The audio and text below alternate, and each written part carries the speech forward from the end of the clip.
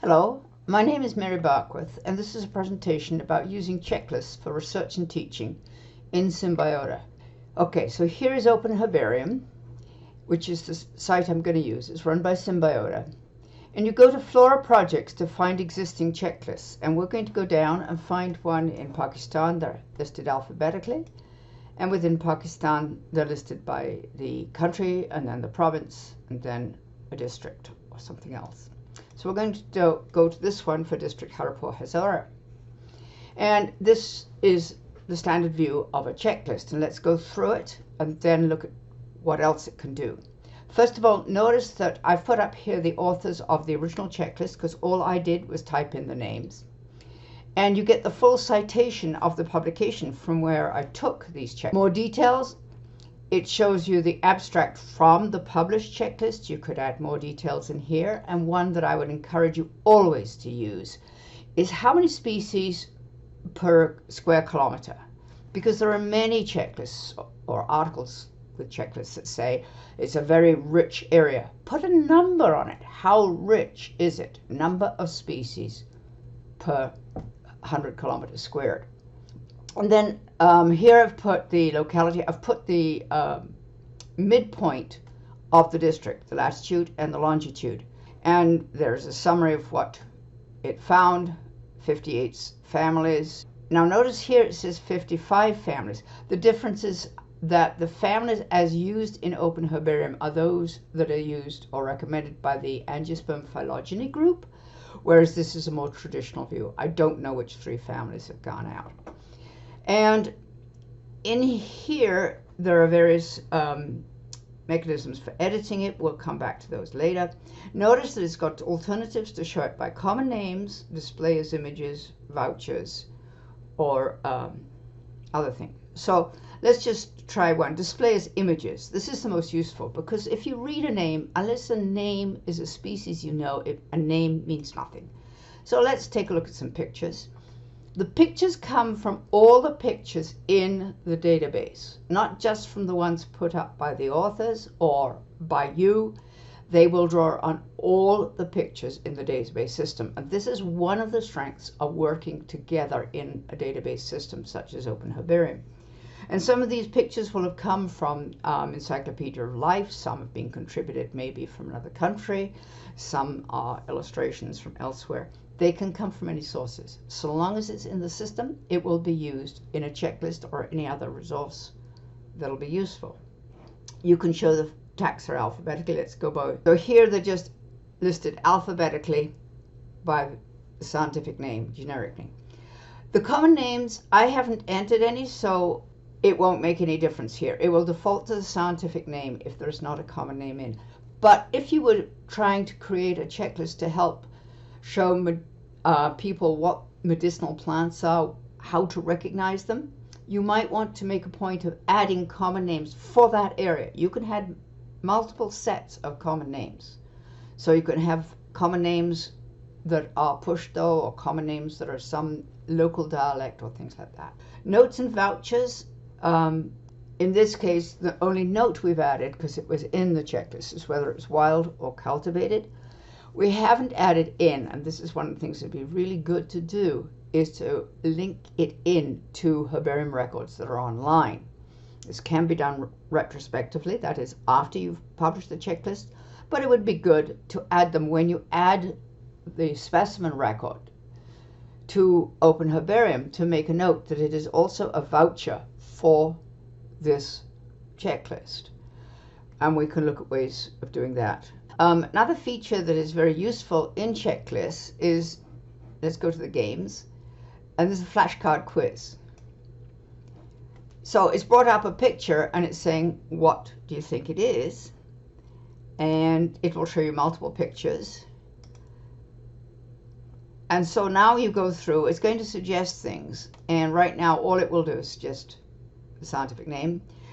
If you may know it's an aloe, and then you can say, well, that's the only aloe. So it says, correct, try another. You say, okay, we're not going to do this for long because I will often make mistakes on this. I think I know this one. But when you're going over this with teaching, the thing to do is to say, okay, first of all, what features do we see? It seems like there may be this greenish corolla.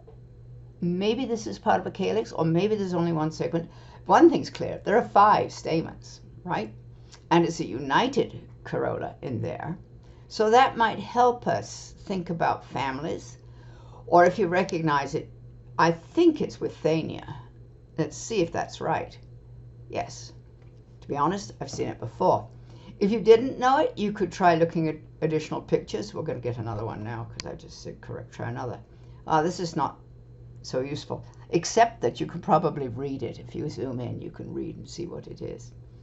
So clearly what we would like to have is more pictures of living plants of this species, which is Euphorbia something or other, because that would make for a more effective quiz.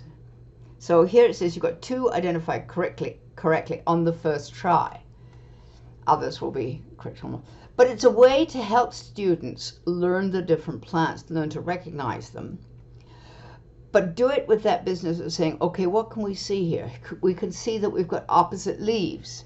Let's see what else we've got in the way of images. Ooh, not very much. So this one's going to be a tough one. And probably not too useful from the point of view of teaching. We need to have more pictures of this species.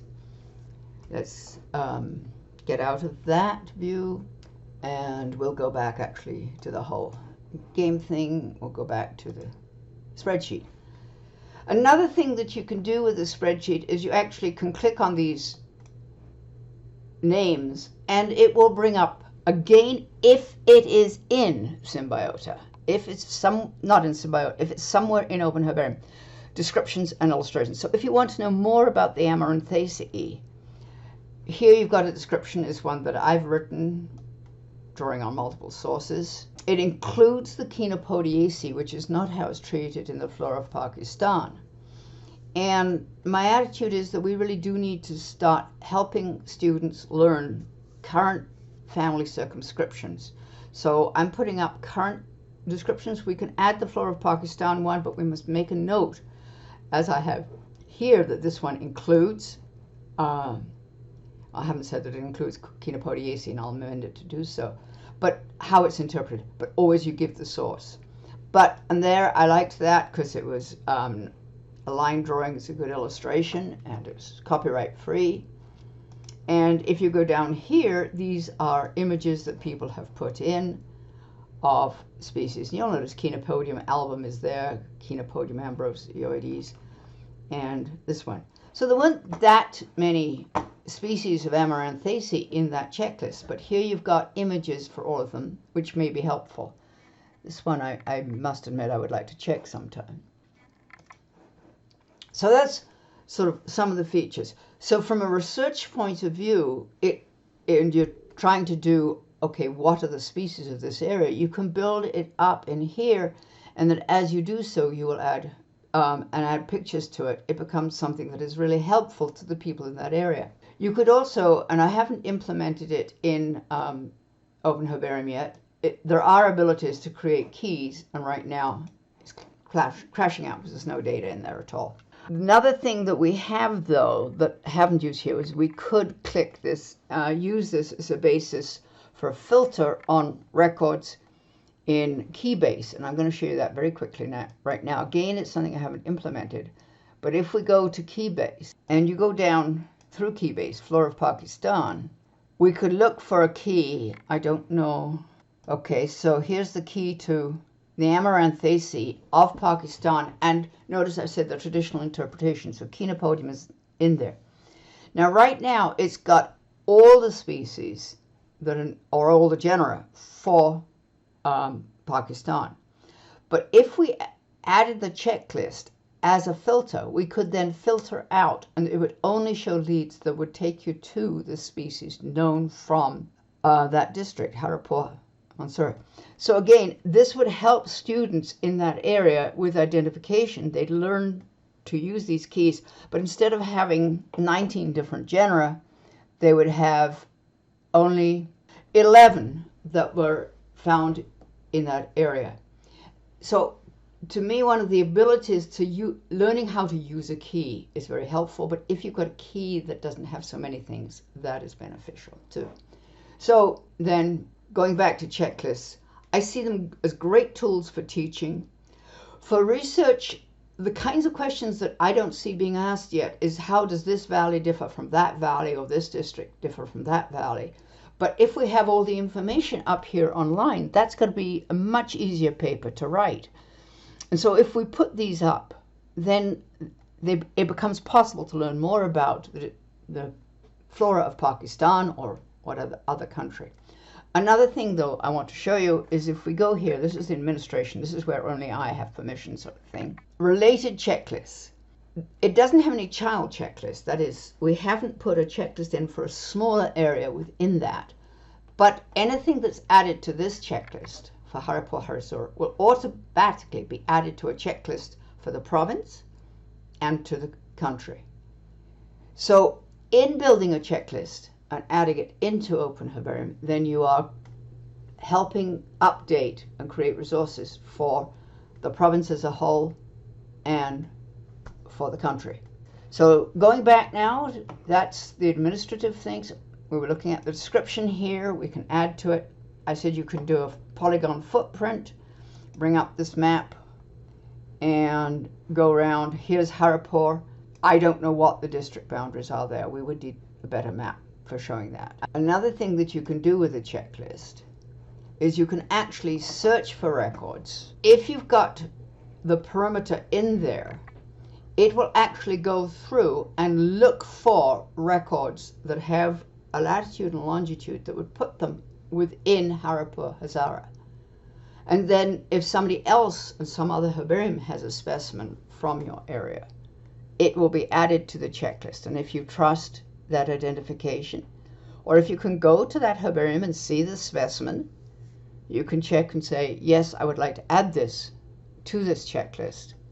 So now you've enhanced it. You can add species yourself later. I think those are the main features about it. You can add image vouchers directly, but I would say add them to the whole database system. Oh, and down here, you can change the defaults, display as images, etc., and it's public. And I've activated identification key, but as I said, the problem is there's no data in the identification key. So that's basically what checklists do, and I think they are useful, and I'd be interested in your comments.